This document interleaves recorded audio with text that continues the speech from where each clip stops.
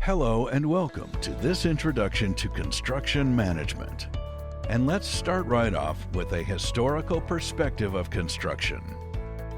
Construction and the ability to build things is one of the most ancient of human skills.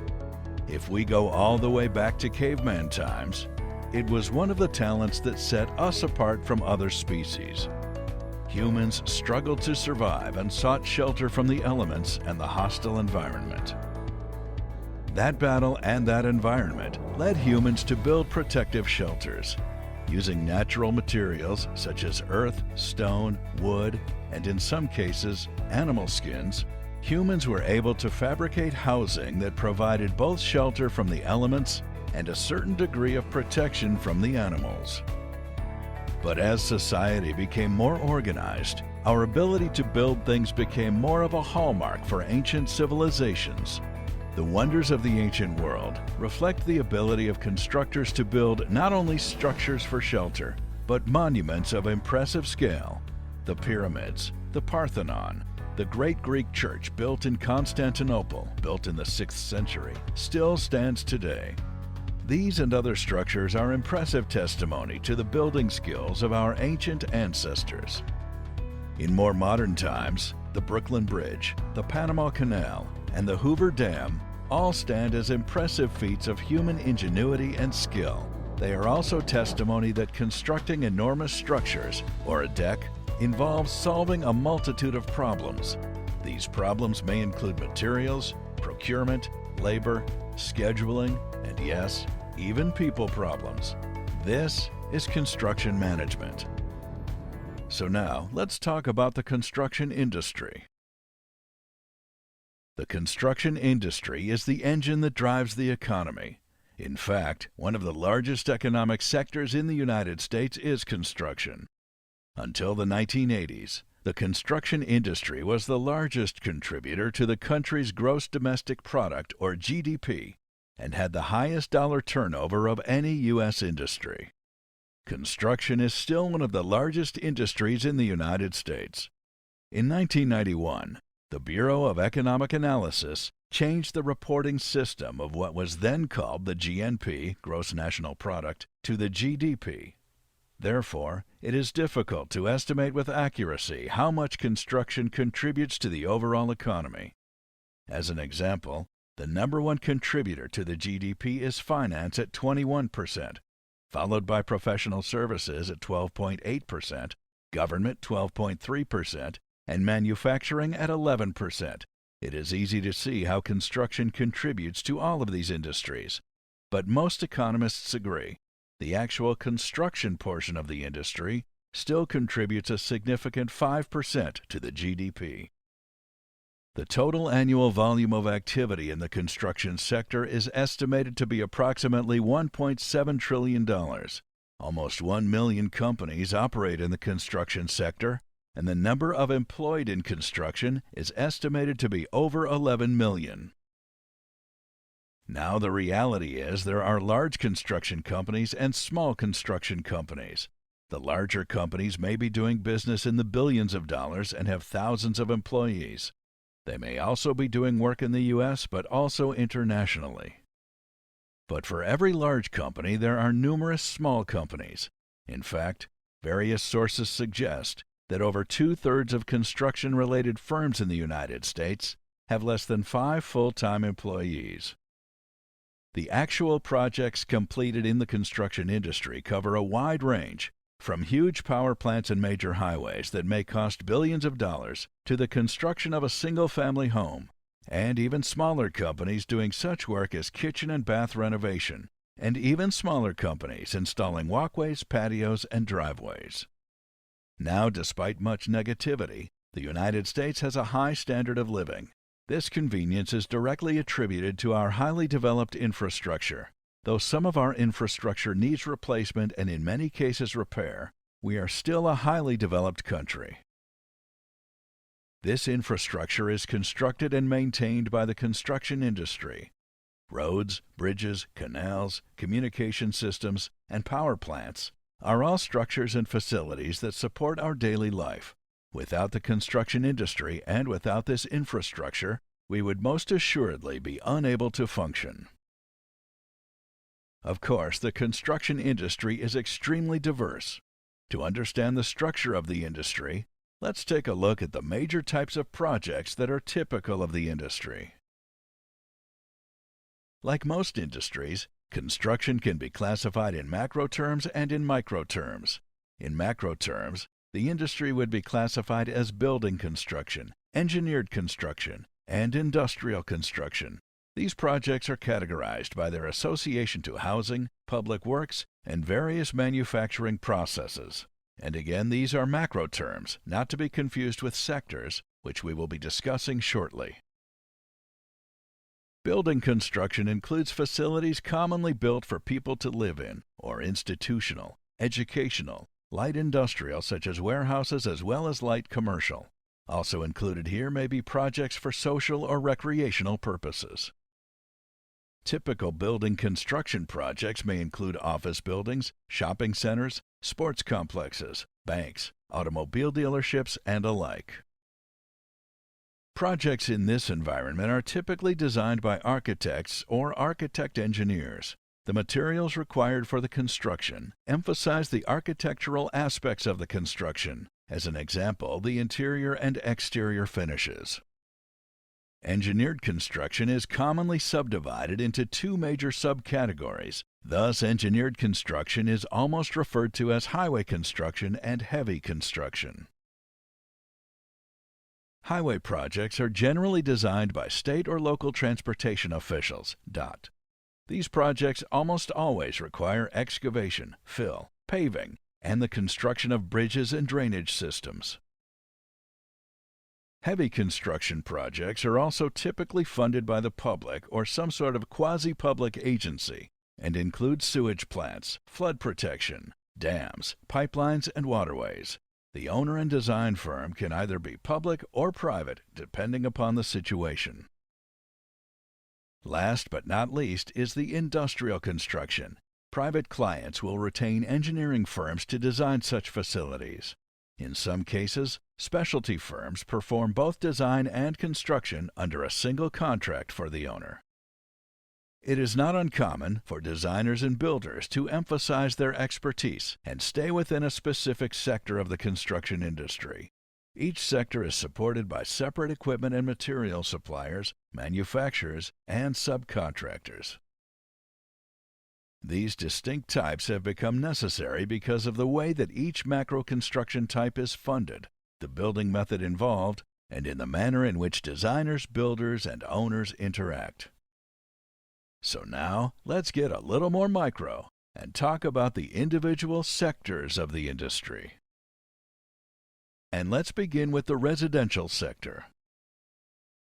Residential construction tends to be privately funded by individual owners for their own use or for quick sale or flipping. These projects are typically designed by architects, although the plans may be mass-produced. In some instances, homeowners or the builder may do the design themselves. In this sector, the standard construction method has been to build on-site. That may seem like common sense, but the reality is, there is tremendous movement toward developing pre-manufactured components for the residential market. However, the movement has been slow, and the standard remains on-site construction.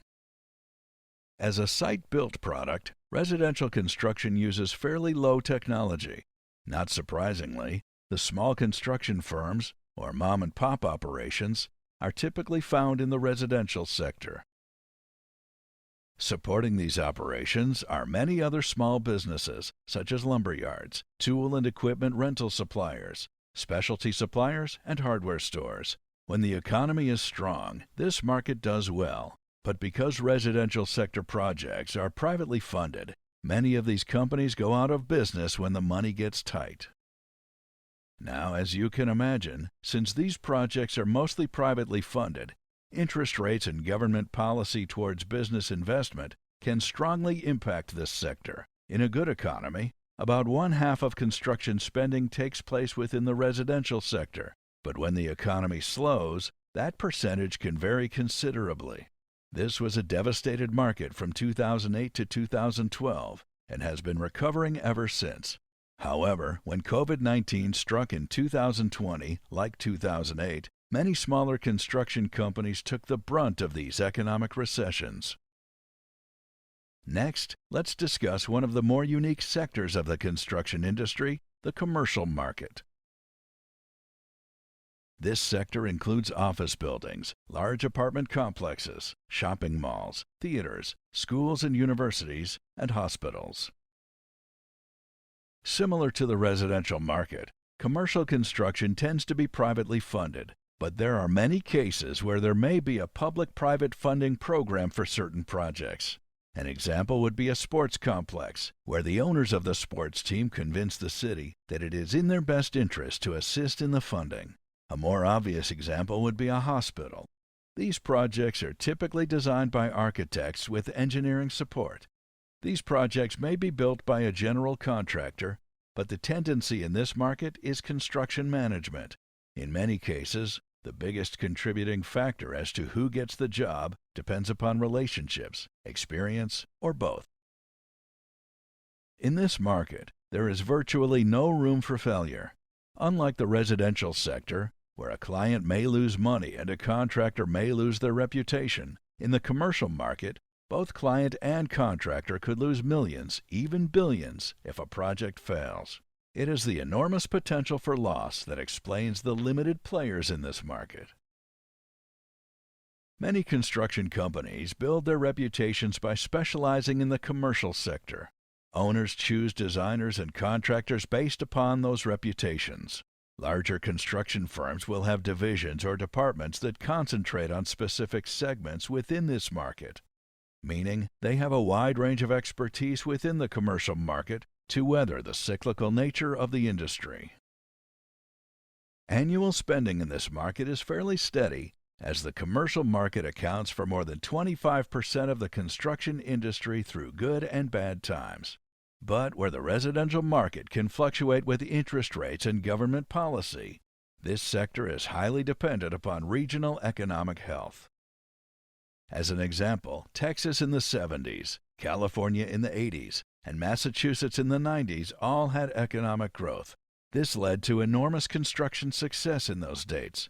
But this type of success will typically lead to overbuilding, where supply and demand basics kick in. Suddenly, we have more supply and less demand.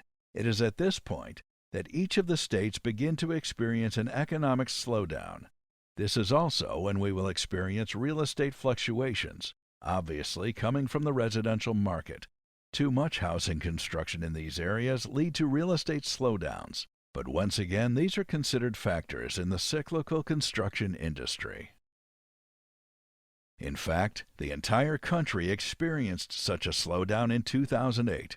It was overbuilding and loan practices that overextended people's ability to repay the loans when the economy slowed. Let's now take a look at infrastructure and/or heavy highway construction. Once again, it is our infrastructure that allows us to have such a high standard of living. Without the infrastructure, the nation's productivity would decrease. Infrastructure projects are publicly funded because it is the public that benefits from them. However, the current conditions of infrastructure in the United States requires greater attention. Consider the following statistics from the recent American Society of Civil Engineers report card on American infrastructure. The U.S. has 614,387 bridges. 40% of those bridges have already exceeded the life expectancy of 50 years. Over 56,000 bridges that were deemed structurally deficient are still in use. It is estimated that 188 million trips are made every day in the United States across structurally unsafe bridges. A painful reminder of structurally unsafe bridges is the collapse of I-35 West in Minneapolis. On August 1, 2007, the bridge collapsed while in operation and 13 people were killed and numerous others were injured. More recently, the Dale Bend Bridge in Ola, Arkansas collapsed due to an overweight truck on January 30, 2019. Luckily, there were no deaths and only minor injuries. There are 85,000 dams in the U.S. with an average age of 50 years. According to the Association of State Dam Safety Officials, there are 15,237 deficient or unsafe dams. Hardly mentioned in the national news, the Edenville and Sanford dams in Michigan collapsed in 2020. The collapse of these two dams forced the evacuation of thousands of citizens, and the effects were felt from Midland to Saginaw. As for water, recent estimates say the United States loses 6 billion gallons of potable water every day. That's right, 6 billion gallons a day.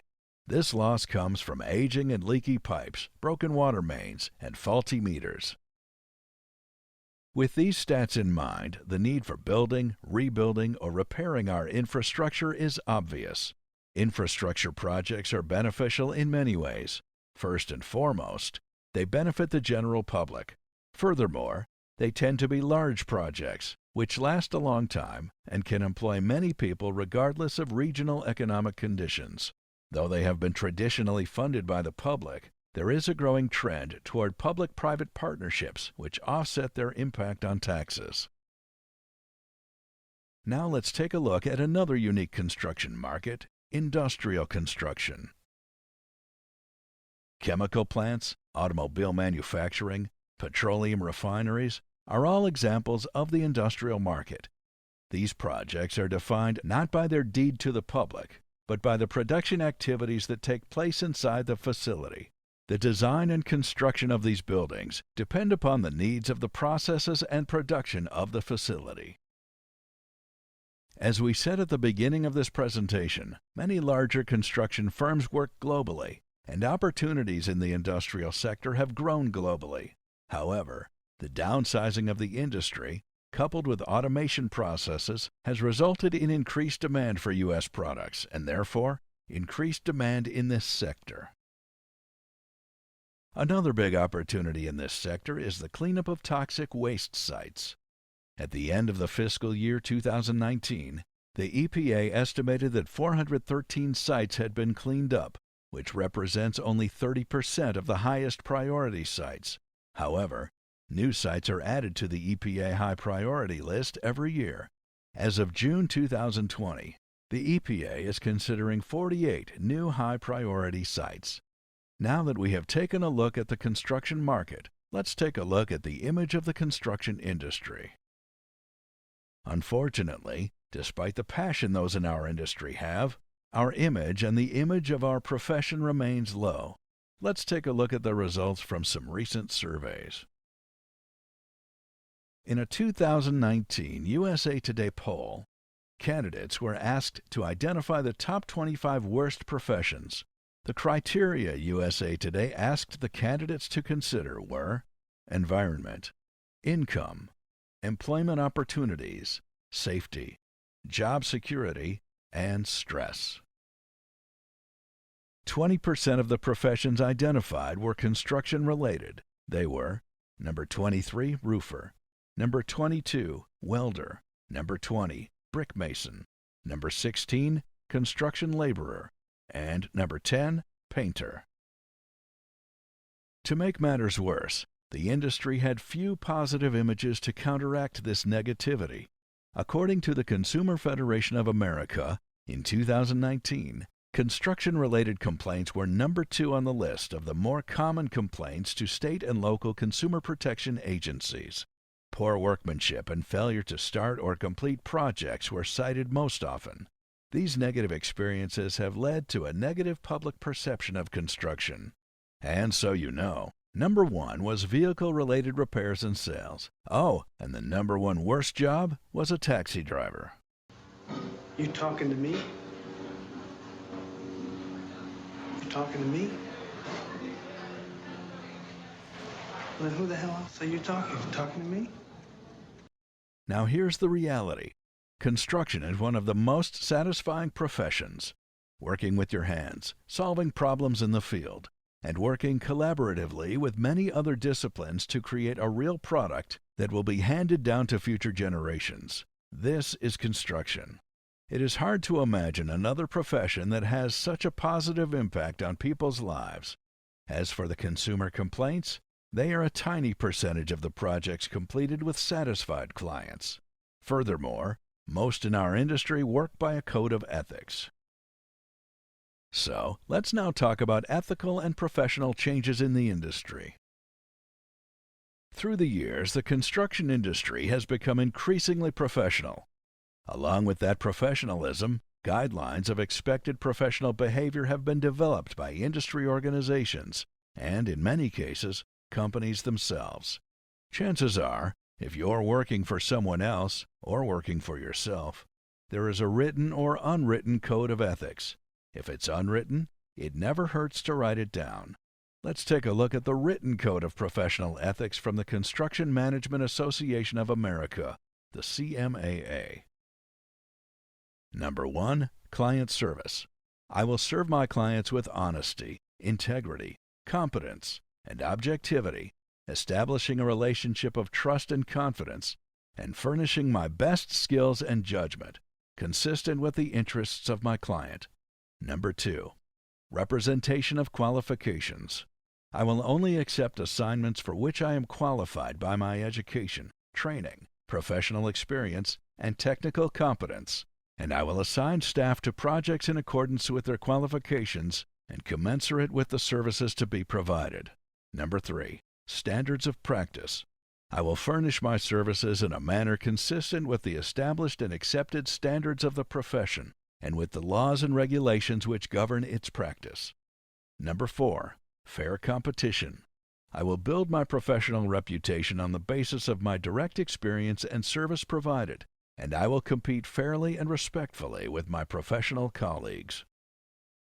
Number 5. Conflicts of interest.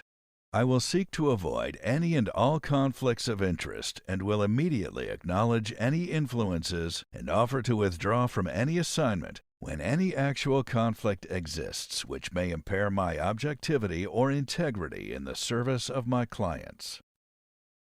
Number 6. Fair compensation. I will negotiate fairly and openly with my clients in establishing a basis for compensation, and I will charge fees and expenses that are reasonable and commensurate with the services to be provided and the responsibilities and risks to be assumed. Number 7. Release of information. I will release public statements that are truthful and objective, and I will keep information and records confidential when appropriate, and protect the proprietary interests of my clients and professional colleagues.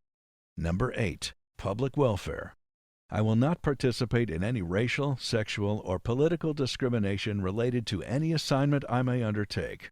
I will avoid any conduct that would be considered unethical, or will interfere or conflict with any laws, statutes, or regulations, and I will uphold the safety, health, and welfare of the public in the performance of my professional duties. Number 9. Professional development. I will continue to develop my professional knowledge and competency as a practitioner, and I will contribute to the advancement of CM practice as a profession by fostering research and education, and through the encouragement of subordinates and fellow practitioners. And finally, number 10. Integrity of the profession. I will avoid actions which promote my own self-interest at the expense of the profession, and I will uphold the standards of the construction management profession with honor and dignity.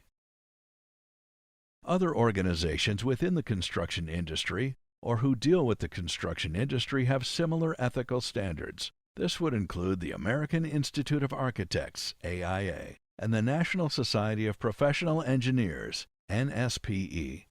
Some organizations, such as the NSPE, have the Board of Ethical Review, or BER, who will review specific cases and make a determination if an individual or firm behaved ethically, because the reality is, it's not always clear. Often it is difficult to distinguish between behaving unethically or simply doing business. In construction, unethical behavior may be considered bid shopping.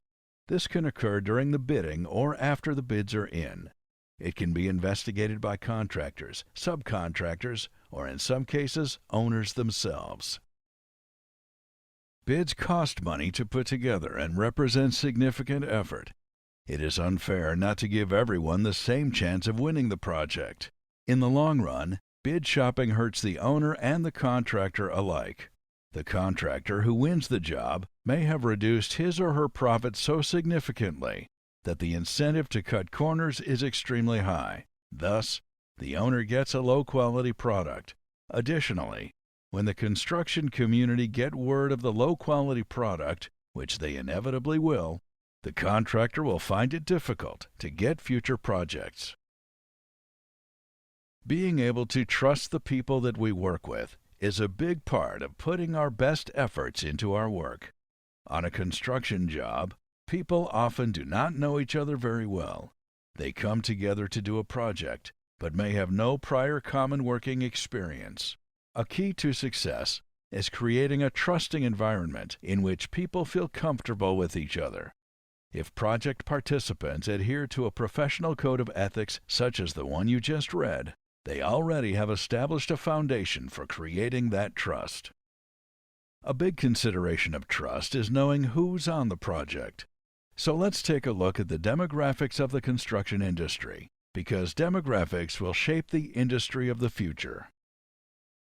According to the Bureau of Labor Statistics, BLS, employment in construction is expected to rise 30% over the next 10 years. Demand for commercial construction and an increase in road, bridge, and tunnel construction will account for the bulk of that job growth. Because of the baby downturn between 1965 and 1976, the industry's image problem, and the retirement of thousands of longtime craftsmen, these positions will be filled in large part by people not normally associated with the construction industry. According to the Bureau of Labor Statistics in 2019, immigrants made up approximately 25% of the construction workforce. This number has increased from 14.3% in 2008. Many U.S.-born workers did not return to or go into the construction industry after the industry downturn of 2008. There was also an increase in women entering the construction industry. Again, according to the Bureau of Labor Statistics, the amount of women in the construction industry remained fairly steady between 9 and 10% from 1998 until 2008. In 2019, 14% of the construction industry were women. So what this means for the construction industry is that it is getting increasingly diverse. Also, many of those entering the construction industry may not have grown up in the industry and therefore lack the skills of the trades. At the same time, those who did grow up in the industry may lack the computer skills that are increasingly becoming necessary in construction. Closing this gap may be the construction industry's biggest challenge moving forward. But a big response has been the broadening of educational institutes, now offering programs in construction management and certification programs offered by various organizations such as the Construction Management Association of America, American Concrete Institute, and others. Another way to close the gap is a reduction in job site labor through prefabrication, automation, and other technologies. And perhaps most importantly, a broadening of recruitment, training, and incentive programs. Demographics have always played a large role in the construction industry, but now even more so. The reality is that Americans are getting older, we're living longer, and we're living in smaller houses. Americans are more racially and ethnically diverse, and these demographics point the way for the construction industry. Here is some sobering news. There are approximately 76 million baby boomers who will be retiring in the next 10 years. In 2027, Gen Xers, over 60 million of them, born between 1965 and 1980, will also start retiring. These generations have had considerable influence over the spending patterns in the economy. Some statistics state that by 2035, more than 25% of the population will be over the age of 65. These people will spend a great deal of their time and money on recreation. And right behind the boomers and Xers are the millennials, Gen Y, and Gen Z. These generations will be the trendsetters of the 21st century. And these generations have faced a pandemic very early in life. Therefore, the layout, design, and construction of their homes, their offices, and their facilities are going to be significantly different from those built by their parents. And this brings us to technology. Many baby boomers are good with technology, but millennials are great with technology, and their children will be even better. Today, people are working all the time. This is the information and technology age. The gap between the home office and the field office was already closing rapidly, but the 2020 pandemic slammed that gap shut. The ability to stay connected with the construction site through digital technology is not only at the field office, but also at the home office. This means better control over the project. The larger construction software packages have incorporated accounting software, web communication, estimating and scheduling, as well as 2- and 3-dimensional modeling. Some of the more common technologies being used by organizations for control of the construction project today are CAD, computer-aided design, software used by architects, engineers, and contractors, used to design and view 2- and 3-dimensional drawings. 3-dimensional modeling, commonly known as BIM, Building Information Modeling. These programs enable visualization of the project and can be linked to scheduling, estimating, and even procurement functions. It allows people to work more efficiently from many different locations. Electronic plan rooms. These are web environments that allow owners, architects, and general contractors to invite subcontractors to bid on jobs.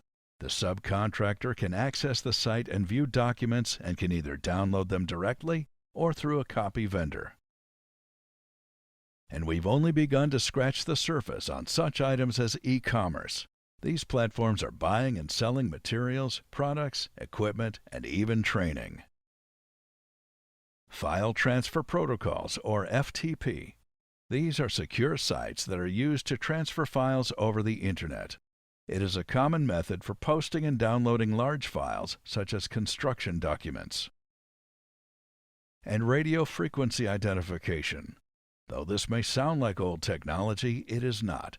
New and exciting uses are being applied all the time.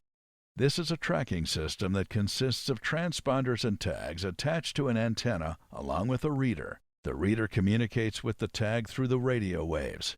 Just imagine a heavy equipment operator working from home. It is possible. Increased productivity is still the greatest untapped area for improvement in the construction industry.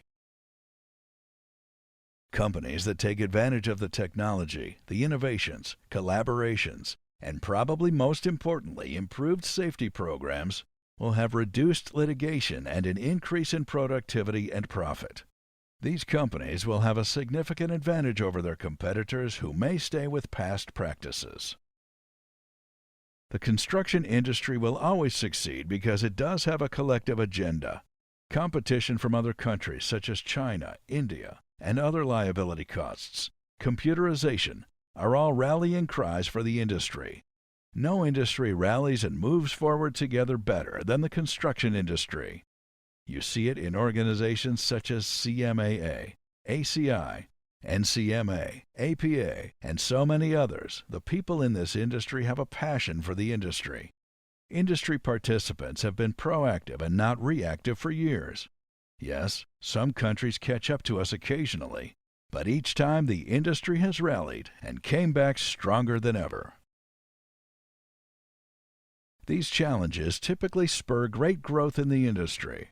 Computerization provides much better communication between companies, and best practices will typically emerge. The industry also has the ability to merge international successes while investing money in research and development to obtain a more competitive position. By creating demonstration projects, the industry can mitigate traditional risks while testing new products and processes.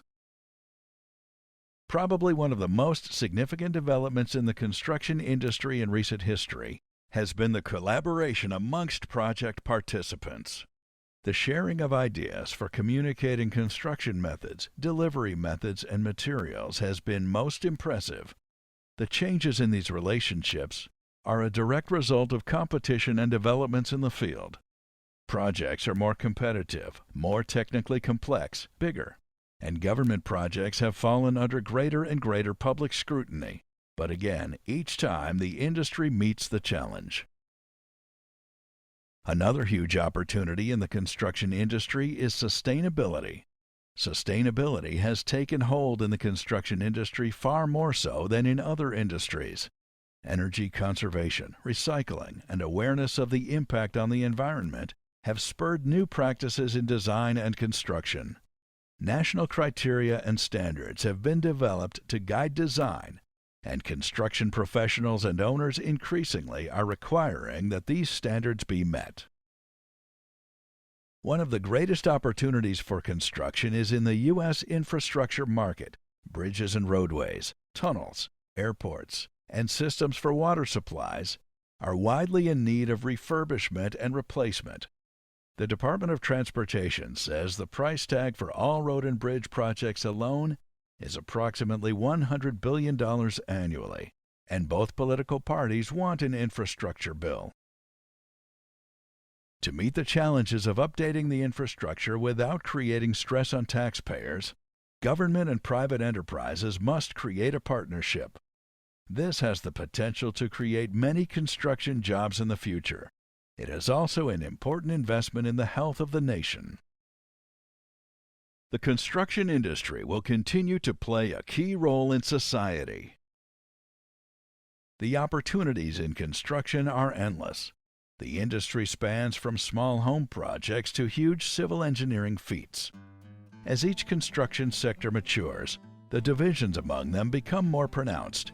Each sector has its own specialty suppliers and subcontractors, and increasingly contractors build businesses solely in one of the sectors, which increases their innovation and expertise. And this concludes Introduction to Construction Management.